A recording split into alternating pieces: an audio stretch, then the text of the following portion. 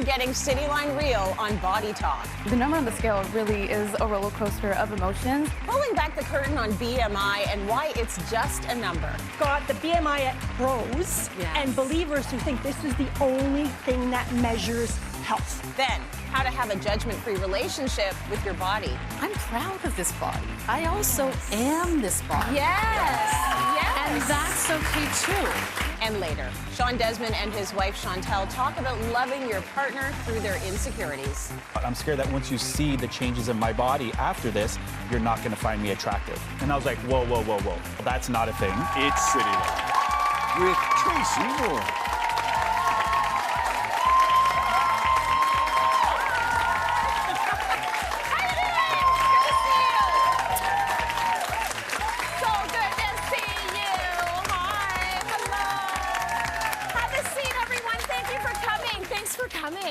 Good to see everyone today, including all my pink copycats. It looks very good on both of us, does it not? This time of year, one of the resolutions we wrestle with is the desire for a, quote, better body. But instead of focusing so much on this, what if we focused on being happier, being more empathetic instead? That's what today's episode of Cityline Real is all about, ditching the number and figuring out what just makes you feel good. So to help with all of this, I brought in a few friends. We've got JC here, Niati, Darlene, and Eva hanging out with us. Okay, so thank you so much for joining us, everyone. I would love for you to give us even another round of applause, because we're going to be talking, go for it. Thank you. We're going to be talking about things that make us all a little bit nervous. So audience, look at us. Look at this whole line of women and tell me, do you think we have something in common? And whatever it is, just shout it out. What do you think we have in common? You're all gorgeous.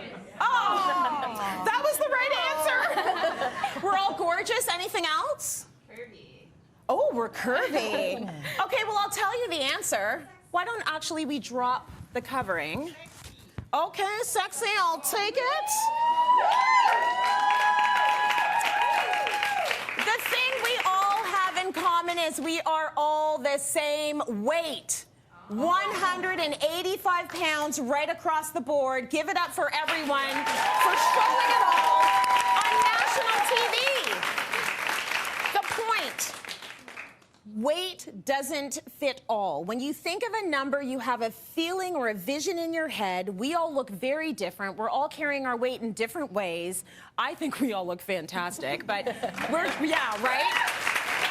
We want to separate this number on the scale. We don't talk about our paychecks or our number on the scale, and we want to end this sort of situation. So let's get into it. JC is my beloved floor director. Oh my gosh, we stare at each other every day.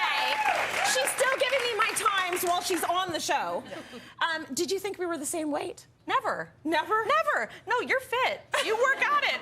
I do the opposite. I'm not fit. I don't work at it. And no, it never occurred to me that we could possibly weigh the same amount. And that's the whole point of this. There are people walking around with your same number, and it doesn't make any difference, right?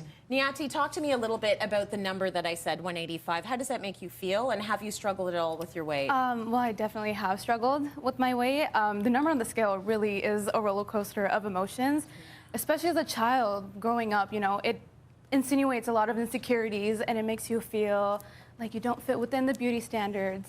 But, you know, I'm happy that at the age of 20, I'm finally starting to appreciate my body for where it's brought me and what it is. Beautiful. That's where we want to be, and 20 is young to be there. Darlene, when you hear 185, what feeling comes to your mind? Where does your brain go? I'm scared and I get nervous hearing those numbers just because I know that my weight is going to fluctuate as I get older. But I mean, I try to remember, you know, when I look at myself in the mirror, I like what I see. And I've had injuries, a couple of injuries that have been major. And I look good when I look at myself. So it's just a number. It's just a number. And where does the nervousness come from?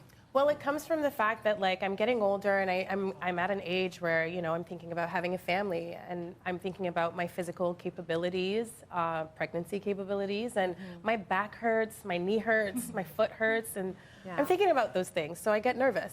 I get it. I get nervous about this because I wasn't excited about coming here and telling everyone my weight, believe it or not.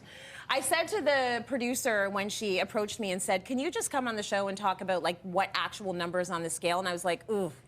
And the reason why I was like, is because we have a number and we think of something associated with that number. You hear that someone's 220 pounds, you think, oh my gosh, they're unhealthy. You hear that someone's 185 pounds, all of a sudden you're looking at them differently. Maybe they're not looking at me like I'm fit now, they're looking at me like I'm overweight. So that was my issue and my nervousness with being here. But the point of this is so that we can start to dissociate these ideas of number and a category.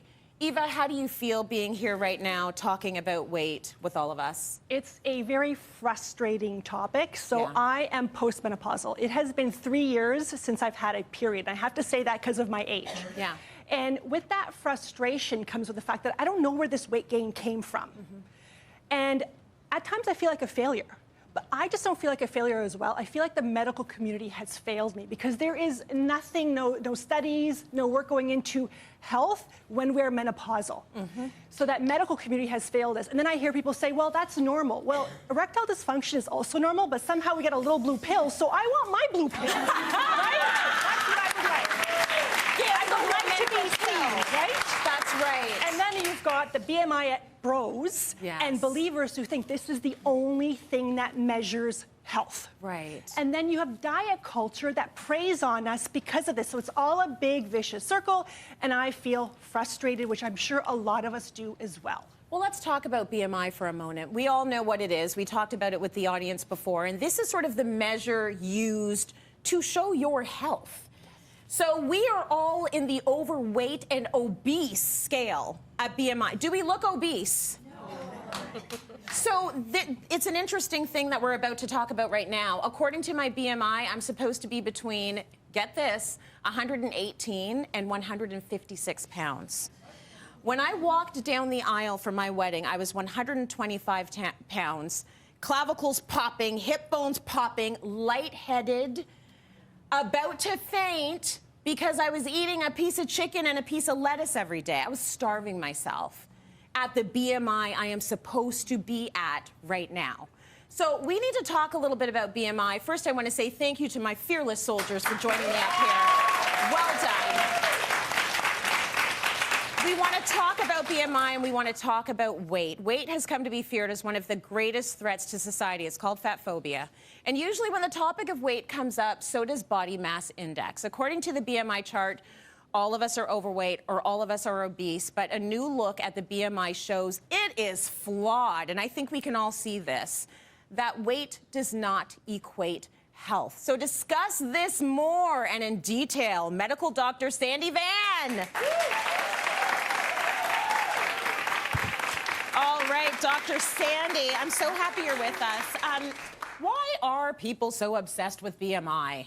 I think it's because it's so simple. It Yeah. accounts for its body mass index, it accounts for height and weight. It's a simple calculation, and historically we've used it for large-scale population studies that look at relationships between, weight and health, like cardiovascular disease and things like that. So it's useful as a screening tool, and I think that's why it is a screening tool, but it has its limitations. Of course. Yes, we've been just sort of mentioning that quickly off the top of the show. The most notable criticism being that it doesn't really distinguish between muscle and fat, so it's easy to misclassify somebody as having obesity. For instance, the classic example is a bodybuilder. Why was it created, BMI? It started in the early 19th century by a Belgian mathematician and sociologist named Adolf Quetelet. And he was really just trying to figure out a rapid calculation to measure volume of man. And then it gained popularity by a physiologist named Ansel Keys. He was using it to study trends in dietary patterns and cardiovascular disease in European and male populations. So by virtue of that, you can see why there's scrutiny and why it's a little bit concerning when we're using it at a broader level of amongst diverse populations or in insurance policies when we decide on what premiums to pay when people have certain BMIs. We're gaining headway now because I think that we are accounting for some of the limitations of its use. So it's just a screener nowadays. It's just a screener. Yeah, Okay, so yeah. we are kind of moving away from using it specifically to make the kind of judgments that, you know, could be kind of life-changing. If your insurance is based on it, Yeah. if your doctors are saying you're obese based on it, Yeah. we have to sort of look at more than BMI these days to figure out someone's actual health. Am I right? 100%. And I have to apologize on behalf of the medical community because I think somebody was mentioning that it was really a frustration for her Yes. that we do that still. So conventionally we have in the past talked about BMI and ideal body weight, but we're moving away from that. We need to look at obesity not only by BMI, but accounting for the fact that it's excess weight that might impair somebody's health. So if you have a BMI of 30 and there's no other parameters that are, you know, a red flag, then that by definition isn't necessarily something that has to be treated with weight loss. And I'm a weight management physician, right? So I think that we have to look beyond the scale and at other things like blood sugar, blood pressure, vitality, strength. How has BMI affected women in their approach towards health and weight loss, do you think? Yeah, in my practice, when I see people for weight management, there's this ubiquitous, long-standing history of body image dissatisfaction, regardless of the BMI they've been at. And I think that's because our media and the way that certain people are brought up and the dieting culture have really infiltrated our mindsets and our self-evaluation about our weight and self-worth. So I try to really extinguish that and talk about BMI as a crude measure. It's not the best proxy for health status. And to really help people understand that BMI is not a choice. It's influenced by so many things, genetics primarily being the main one. We know that when people have two parents with obesity, their risk of developing higher body weight is up to 70%. And as a reference point, height is up to 85%, right? So nobody complains about their height in the same way they complain about their weight, but there's other things. There's medical problems, there's psychological problems that can influence it, environment, socioeconomic status. So BMI is not a choice. So we got to stop chasing it as the one thing that determines our success with health. We were talking before the show about the fact that you had gestational diabetes. Yes. And you're lean and probably always will be lean. Right. You come from lean folks. Yep. It's in your genetics. It's my genes, yep. So it just kind of shows you, though, what is in what your weight is not necessarily indicative of your level of health. No. I am working all the time to prevent type 2 diabetes because I had gestational diabetes, irrespective of my weight. Yes. And that's the thing about the BMI categories. Classically, they weren't identifying variations in ethnic groups. So now we know South Asians and East Asians might have lower BMI cutoffs that put them at higher risk of health problems. So for me in particular, that's a good example of how heritable something could be. Absolutely. I like the fact that we're moving in the direction of using BMI less or using it with a whole bunch of different factors. Right. Would you say when people go into their doctor, they should sort of arm themselves so they can advocate for themselves beyond BMI? Always, because the best teachers are our patients. Yeah. I learned so much from my patients, and so yes, patient advocacy is important, but I can understand if somebody is a little bit trepidatious about doing that because it can be a really difficult and sensitive topic. Dr. Sandy Van, thank you so much for that. It's Cityline Real, and we got more coming up. Stay with us. Thanks for the info. Cityline's Wellness Wednesdays is brought to you in partnership with Jameson Vitamins. For everyday immune support, Jameson is here for your health.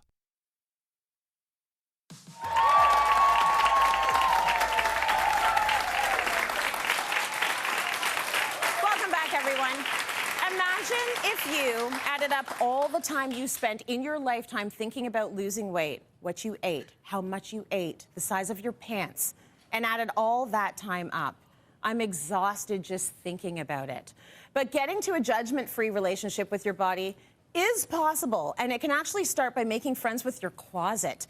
Please welcome BT host, inclusivity advocate, Meredith Shaw.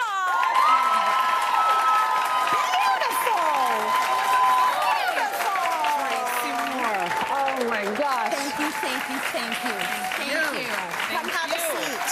Hi. They're so excited. Oh my gosh, I'm so excited. Speaking of judgment-free, the people are so mad at me on Instagram for sitting like this, so I'm going to continue to do it. Why I don't know. I feel like it's not ladylike. And Oh, make that's them mad. okay. And Make that's them okay. mad. I'm going to make them mad. Yes. So much to talk to you about, really. But first, I want to start with your new mantra. Do you have a new mantra for 2024 that you're using? What? Yeah, I am, and I sort of share it with the intention of maybe it might land and be helpful, because we have these moments of struggle. We have these moments of racket where we can really start being our own worst enemy real quick. Even if we have a life that we've built that is confident, we still fall into those sort of pits, those traps, and it's hard to see your way out. So the mantra that I have adopted is, I am and I am not my body. I am and I am not my body. Because who we are exists absolutely without any of this stuff, no matter what it is. Yes. And that is to be celebrated. But also, I'm proud of this body. I also am this body. Yes. And that's okay too. And so there's this a bit of a struggle of like, I am who I am without my body. Like, I am who I am. But I actually feel a little bit differently. I feel quite, we've been through a lot, her and I. That's right. and I want to honor that. So I feel like that ease of like, I am and I'm not my body, kind of like two things can be true at the same time. Oh, I love that. Yeah, so it just kind of gives this ease. I like that you started by saying you can be super body confident and still fall into the same issues everyone falls into at some point in their lives. So I kind of want to go backwards and talk a little bit about what the struggle was with your body. I remember reading something about you, and you were saying there was a size 10 thing, and you were like, I'm not buying a bigger size. I am going to fit into the size 10 thing. So many of us have been in that situation. Was that the turning point for you, or where was the turning point for you, and how much did you struggle to get to the place where you're feeling positive now?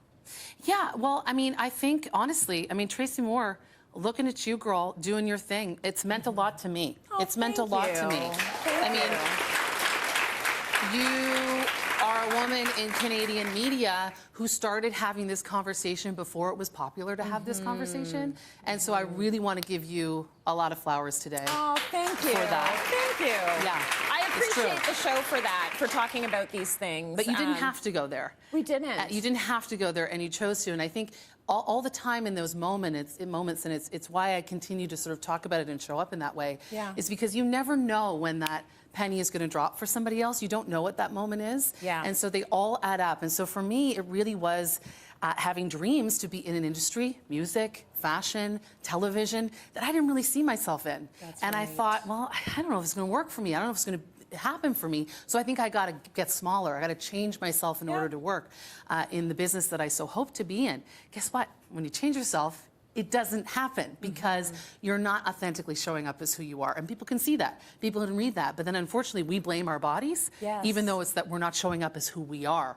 We're just, putting the blame on her. I keep touching these thighs, but hey, why not, right? Why not? Why not? But I think for me, it really was a moment of hearing Oprah talking about her regrets. Yes. And she said, no, I don't have any regrets. And then took it back and said, well, actually, I do. It's the amount of time in my 20s, 30s, and 40s that I spent wasted thinking about my body. And I thought, in that moment, I'm not wasting any more time. Yeah.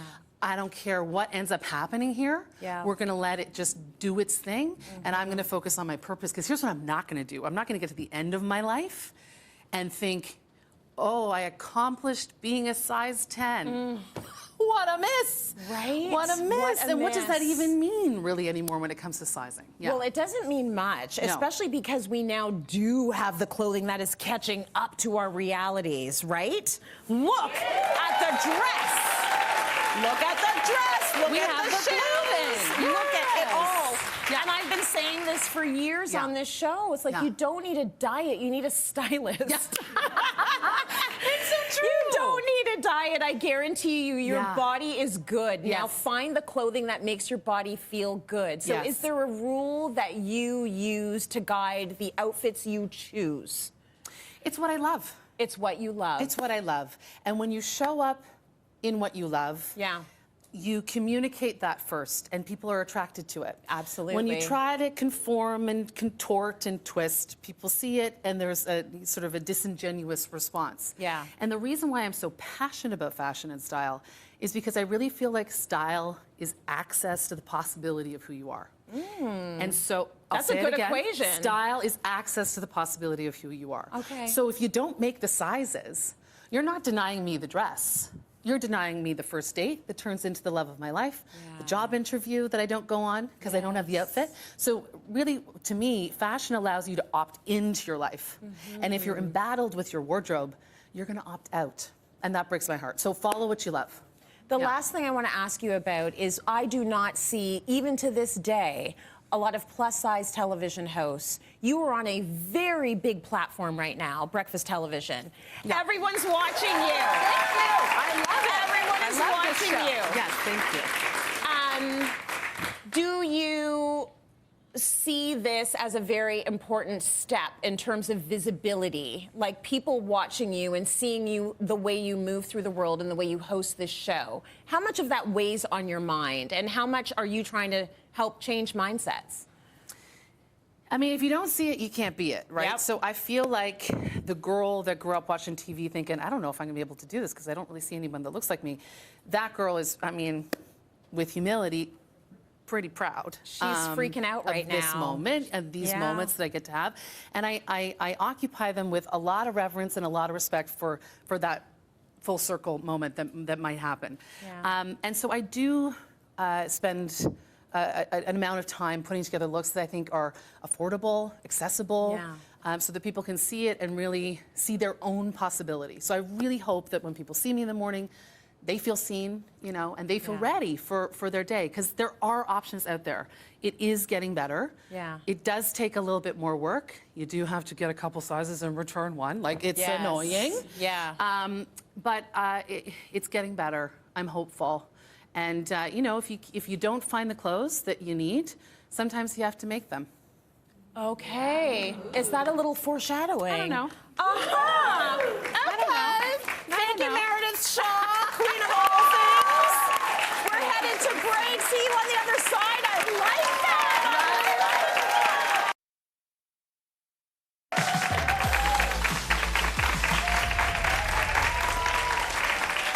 Welcome back, everyone. Your dress size should not dim your desire to stand out or feel good in your clothing. So here with ways to make a style statement, no matter your shape or size, is Joy Asibey-Gabriel. And she's always bringing us joy. So you're all about empowering women, Joy, and having us dress unapologetically. So what are ways that we can start to do that? Yeah, so I think body is a really important topic that a lot of us feel challenged by, and maybe even a little bit at war with our bodies. So dressing unapologetically, to me, at the base, is about being yourself. It's about tapping into who you are, even going beyond that and thinking about who do you want to be. How can you step into that person today, expressing yourself through your clothes in a way that makes you feel confident and more like yourself. Ooh, I love that. Okay, we're going to start with our first look on Francesca. Come on out. And let's see Francesca being unapologetically her. Ooh, nice. So Francesca is actually a former client of mine. She is a mindset coach, so she's working with women all the time, inspiring them. She also happens to be a mom of 3, and when we work together, she said, I want to be unapologetic. I want to be more myself. I am a rebel. I am a rebel dresser, and I'm making a statement in my clothes, and she is doing that. This is actually her coat, which I love, that we bought when we were working together. But I put her in pink because it's vibrant, it's bold, it's fun, it speaks to her personality. Yes. And silver boots. All of this is by Pretty Little Thing. And she's making a statement, whether she's going to pick her kids up from school or going for coffee. Vibrant and bold, definitely. Oh my gosh, Quirky. I'd love to show up to the hockey arena in that. Yeah. You feel good though, huh? 100%. Yeah. I might go to pick up in this, actually. You should. You do that. Beautiful. Thank you so much, Francesca. Loves it. Next is our lovely model, Catherine. Catherine, come on out. Let's see this beautiful look. Yes. Yes, Catherine. You know, a matching set forever for me. Matching set. I love that this feels a little edgy and bold in the neckline, showing off Catherine's beautiful tattoos. This is also from Pretty Little Thing, including these earrings. So when we spoke backstage, Catherine told me her style is bold and it's glamorous, and I really wanted to bring that out. And I think one important thing to note is, like, when you want to dress yourself, it does take a little bit of guts, right? Yeah. You want to be more honest. You want to be more truthful to who you are. And I think think a great way to do that is to find things that bring you pleasure. Yes. Yeah. I love that. And when you go out in public, there are all those voices and in your head and around. So if you're making yourself feel good, you'll probably get through it easier, right? Exactly. You feel good? Yeah, I feel amazing. Oh my gosh, it looks so good. I want that matching set. Give it up for Catherine. Thank you so much. Very good. Thank you. All right, Shamiza is next. Let's bring her out and see her looking unapologetically her. Girl. Yes. Shamiza is bringing the heat. Bringing the heat. And here's the thing, right? Society tells us there is this very narrow box that we're meant to fit into. And it's so easy to feel like if you don't fit into that box, whether it's a beauty standard, how you should be desired, or what you should look like, then it's easy to feel like, oh, well, then I should be hiding and I should cover up. But what if you said, no, I'm going to be my sexy, glamorous self. Yes. No matter what anybody thinks. I think just watching Shamiza walk out here to me was like the height of being unapologetic. She is in her body and she's wearing something that speaks to her fun and bold style, but it's also pushing a little edge, right? Got it. Okay, so this pushed you a little bit outside your comfort zone? Absolutely, and I love it. It's so good. So embrace that discomfort, right? Very nice. I want the whole thing head to toe. Shamiza, thank you so much. Always looks good, but today. Lastly, we have Victoria. Come on out, Victoria. Let's see Victoria being unapologetically her. The metallic. It's all about the boobs. I am loving all of this.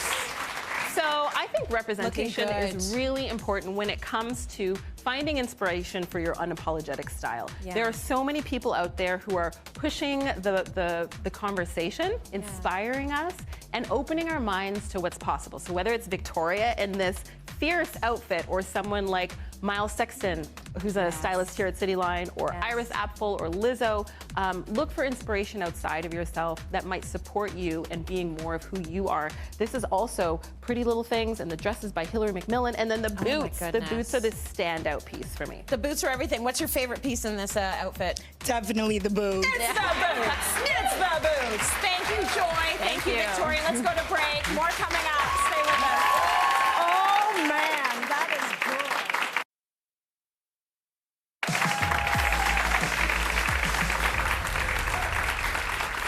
Welcome back, everyone. How many times have you been thinking about the rolls on your tummy instead of feeling good with your partner? Be honest with me. Show of hands. Has it ever come up? Okay, it comes up, right?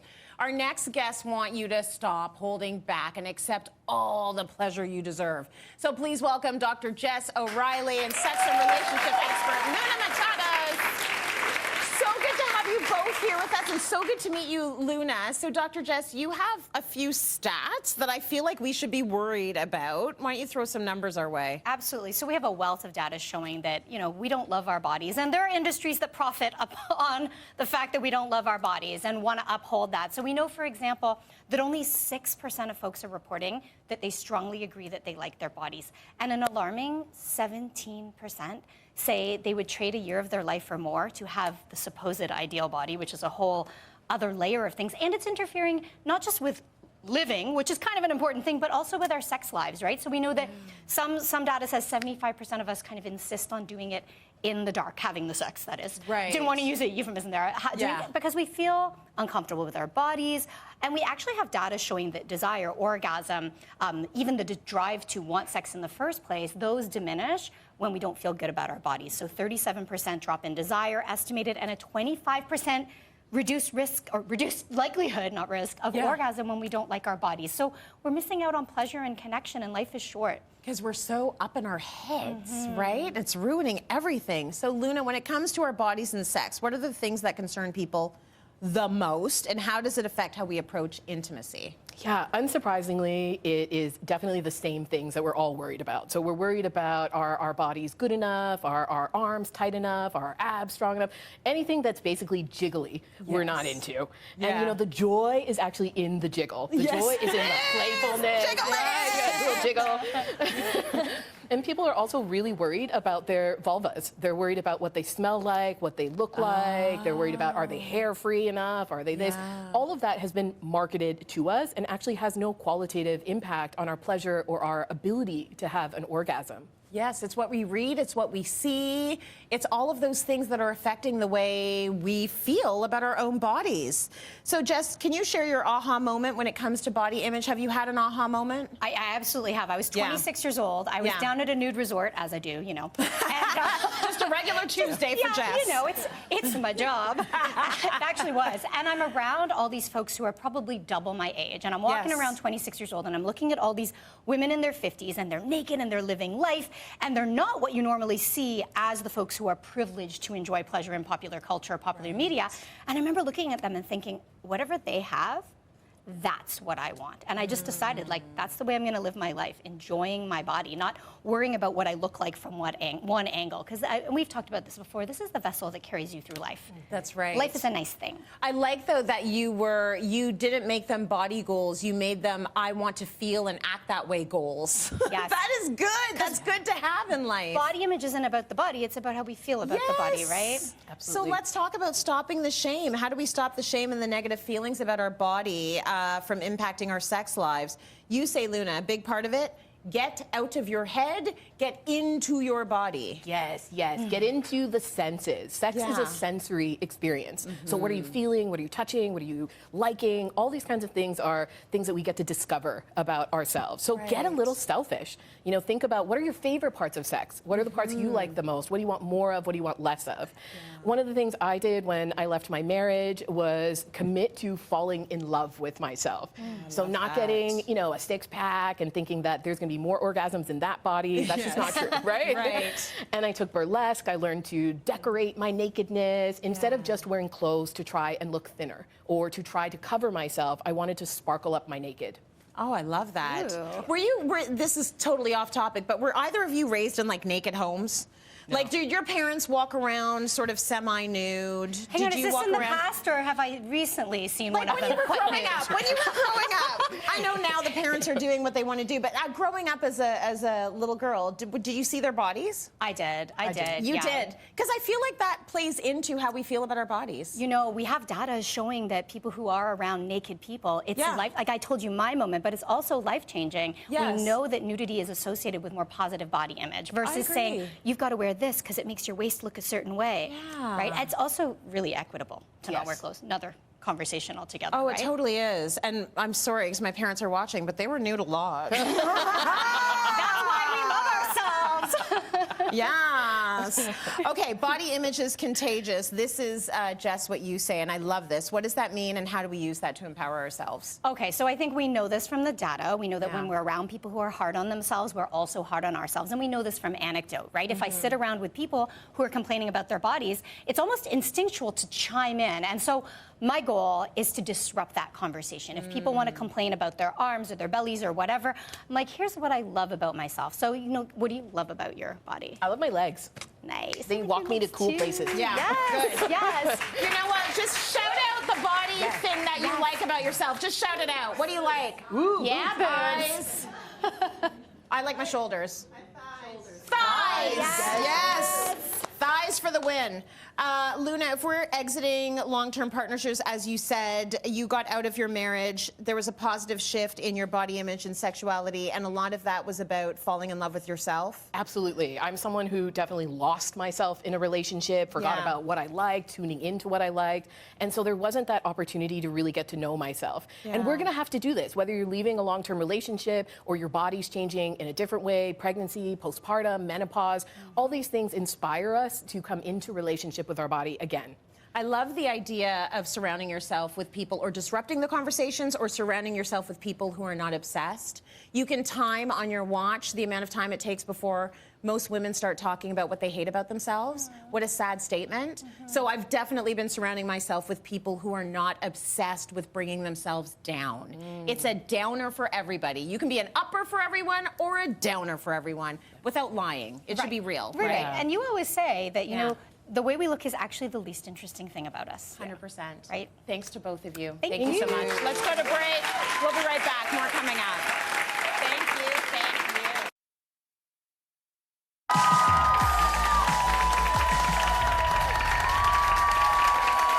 Welcome back, my friends, to Cityline Real. So we've been discussing discussing body image throughout the show, and when it comes to navigating your changing body, having a supportive partner can make all the difference, especially when that partner writes a hit song celebrating you.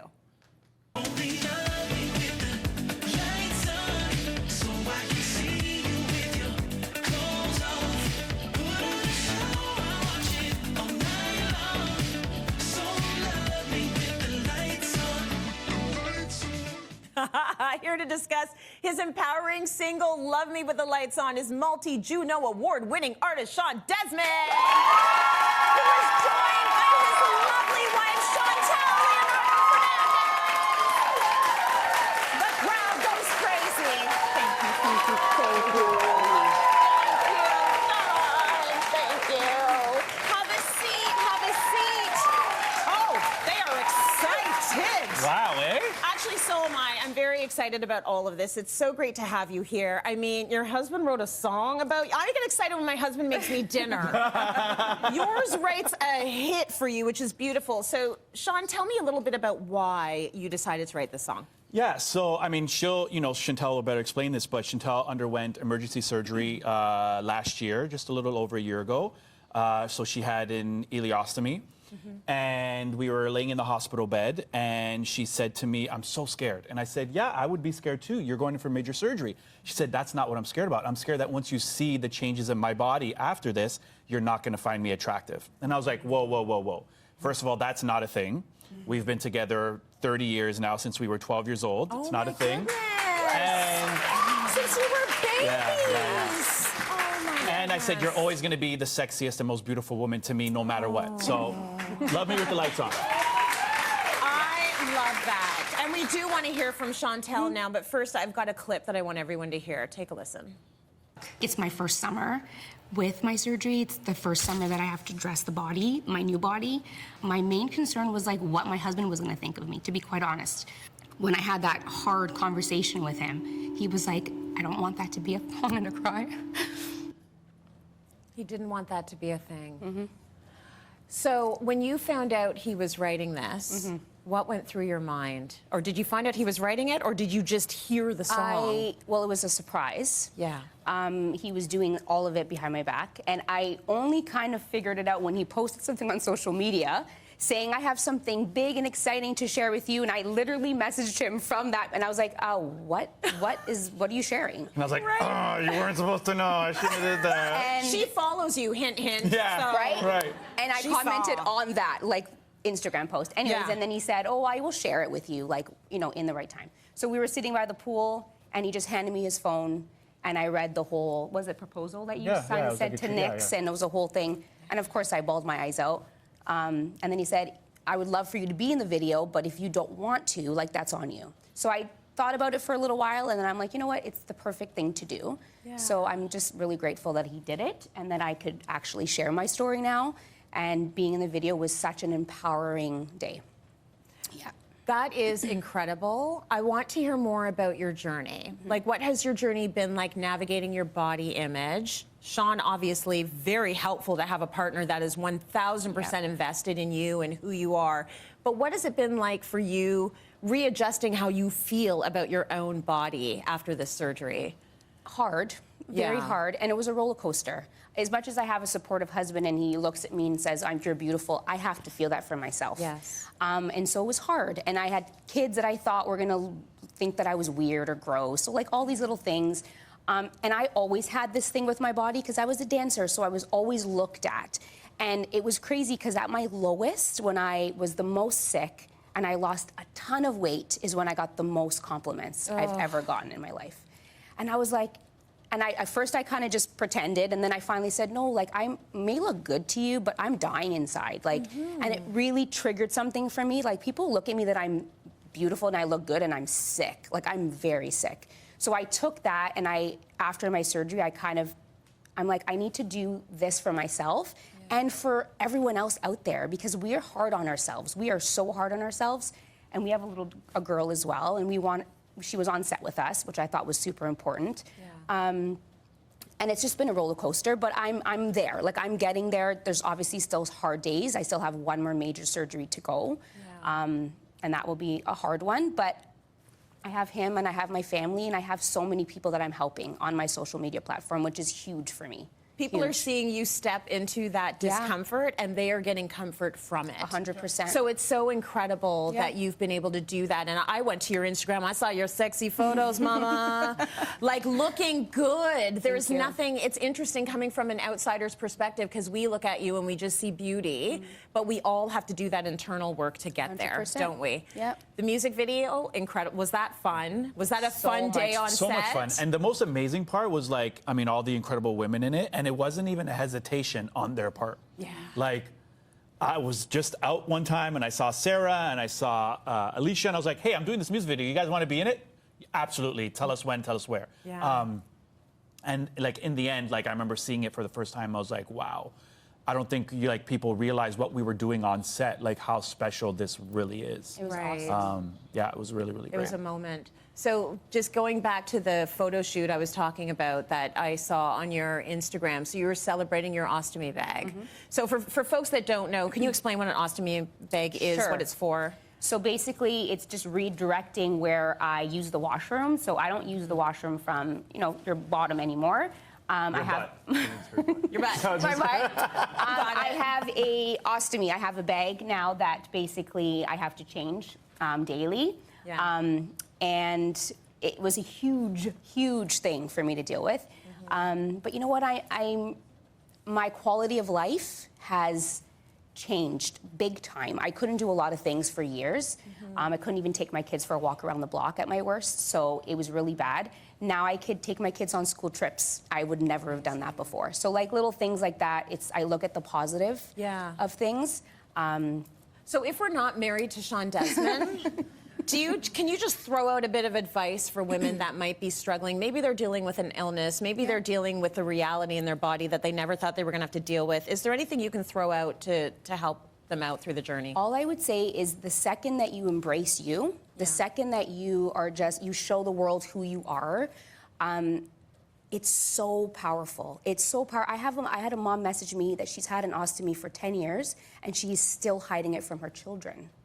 So it's things like that that I'm just like, really? And she's like, I hide it very well. I had a woman, speaking of that, I had a woman message me as well who had a double mastectomy and hadn't been intimate with her husband for 3 years because of it. And she said, when I saw your music video, that night, I was like, let's go! Let's go! Let's leave the lights on! Yes. I was like, well, I'm so happy I could be your inspiration for that. I'm sure your husband. It's like TMI, but I'll take it. Yeah, Exactly. absolutely. Take it. Exactly. Shawn and Chantelle, thank you so much. Thank Let's go to you. break. We have more coming up. So good!